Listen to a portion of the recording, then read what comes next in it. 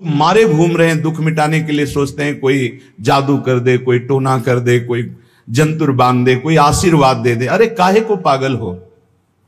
यदि तुम अच्छे आचरण करते हो, भगवान नाम जप करते हो, सदधर्म से चलते हो, तो तुम्हें किसी से आशीर्वाद मांगने की जरूरत नहीं। बात मान लीजिए, प्रार्थना मान लीजिए। दिखावे में लाखों लोग अपने जीवन को नष्ट करने के लिए तैयार हैं। ये माया का ही तो दिखावा है जिसमें जन्म के जन्म हमारे नष्ट होते जा रहे हैं। सत्य मार्ग को क्यों नहीं पकड़ते हो? किसी के आशीर्वाद की जरूरत नहीं आपको आनंद प्राप्ति के लिए। आप आनंद के बच्चा हो, आनंद स्वरूप हो। जिनसे आशीर्वाद मांगते हो उनके अंदर जो आत्म तत्व बैठा है वो तुम्हारे अंदर बैठा है।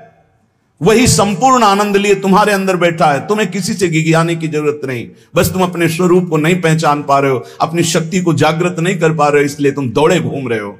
भागने की जरूरत नहीं है। सत्संग सुनो, उसे अपने आचरण में उतारो। ये बात आप कागज में लिख लो, चाहे दिमाग में लिख लो। जब तक आपके आचरण शुद्ध नहीं होंगे, जब तक आप भजन नहीं करोगे, जब तक आप दूसरों को सुख नहीं दोगे, मन वचन कर्म से किसी को भी दुख नहीं पहुंचाना, तब तक आप भाग आओ। यहां से लेकर ब्रह्मलोक तक अगर आपको सुख मिल जाए तो बता देना। आ ब्रह्म भुनान लोकान पुनरावर्तिनो, अर्जुन यहां सुख मिलने वाला है। आ ब्रह्म स्तंभ पर्यंतम सर्वम मायामयम जगत, यहां सुख मिलने वाला है। अगर सुख सिंधु भगवान का भजन नहीं करेंगे, बैठ के अपने घर में बैठकर आधा घंटा भजन नहीं करेंगे, मारे घूम रहे हैं, सोच रहे हैं ये भगवान का अवतार है, हमारा कल्याण हो जाएगा। ए भाई, जब भगवान वास्तविक अवतार लिए और जो भजन नहीं किए उनका भी कल्याण नहीं हुआ। भगवान के अवतार के समय हम भी रहे होंगे कहीं ना कहीं किसी जीव जंतु के, कल्याण हुआ क्या? अब भजन करोगे तो कल्याण हो जाएगा। हमारी बात मान लो। बार बार आपको कभी कड़वे शब्दों में, कभी मीठे शब्दों में बताते हैं, ए भाई, बचपन से भगवान के मार्ग में लगे हुए हैं, हमको अपना कर्म भोगना पड़ रहा है। जो शरीर रचना के समय रचा गया था वो सुखद या दुखद कर्म भोगना पड़ा। तो रामकृष्ण परमहंस जी के कैंसर था, भाई जी हनुमान प्रसाद पोद्दार जी के उदर में कैंसर था, बड़े बड़े महापुरुषों को भोगना पड़ा। तो प्रारब्ध को भोग लो। ये भोगने की सामर्थ्य नाम जप से आ जाएगी, और नाम जप करके जन्म मरण के चक्र से मुक्त हो जाओ। मान लो मेरी बात। क्या वृंदावन की परम पावन रज से बढ़कर त्रिभुवन में कोई रज है? इस रज में बैठकर तुम्हें आनंद नहीं मिल रहा तो कहां मिलेगा तुम्हें? क्या भगवान नाम से बढ़कर कोई अमोघ शक्ति है जो भगवान को अधीन कर सके? सुमिर पवन सुत पावन नामो, अपने बस करी राखे रामो। लेकिन समझ में नहीं आता। ये जीव सोचता है कोई तपस्वी, कोई सिद्ध से हमारे दुख दूर हो जाएं। नहीं, भगवान के वचन सुन लीजिए। दैवी हेषा गुणमयी मम माया दुरत्तया मामेव ये प्रपद्यन्ते माया में ताम तरन्ति। ये गुणमयी माया को पार करना बहुत कठिन है। एकमात्र उपाय है, मेरी शरण में आ जाओ। हरि शरणम श्री कृष्ण शरणम ममो। जब तक प्रभु की शरण में नहीं तब तक माया मुक्त। पर समझ में नहीं आता।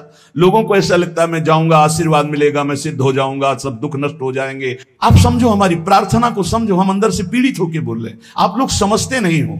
भगवान का भजन किए बिना कहीं भी भाग के चले जाओ, आपको शांति नहीं मिलेगी प्यारे। और घर में बैठकर यदि भजन करोगे तो घर तीर्थ हो जाएगा। घर में भगवान पधारेंगे, आप आनंदित हो जाओगे। संत संग का फल होता है भागना, मिट जाना।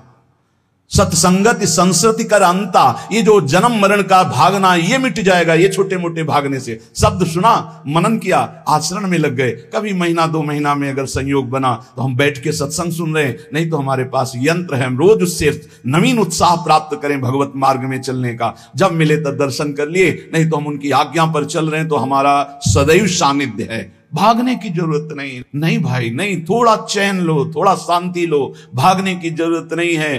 अंदर से भगवान को सुमिरन करने की जरूरत है। थोड़ा संयम में आओ। जिसको देखो मनमानी आचरण कर रहा है, सोचता है कोई संत महात्मा आशीर्वाद दे देंगे, तो तुम्हें संत महात्मा मिलेंगे ही नहीं। तुम करोगे पापाचरण तो संत महात्माओं का सानिध्य ही नहीं मिलेगा। पापवंत कर सहज स्वभाव, भजन मूर्ति भावन काऊ, जो पे दुष्ट हृदय सोई होई, मोरे सन्मुख आव की सोई। अच्छे आचरण करो, घर बैठे महात्मा मिल जाएंगे। कोई आ जाएंगे ऐसे, तुम्हें कृतार्थ कर जाएंगे। कहीं तुम भेज दिए जाओगे जिनके वचन से तुम कृतार्थ हो जाओगे। हमारी प्रार्थना को मानिए। अपने इस अमूल्य मानव जीवन को कूड़ा करकट की तरह मत नष्ट कीजिए। श्रीपाद कह रहे, नेत्रे उत्पादित सपदि स्त्री क्षणे लालसा चेत। यदि ये गंदी लालसाएं उत्पन्न हो रही हैं तो थोड़ा शासन में लाओ अपनी इंद्रियों को, छूट मत दो। बहुत जीवन व्यर्थ कर दिया इन इंद्रियों ने, अब सावधान हो जाओ। तुम स्वतंत्र सिंहवत जीवन व्यतीत करने की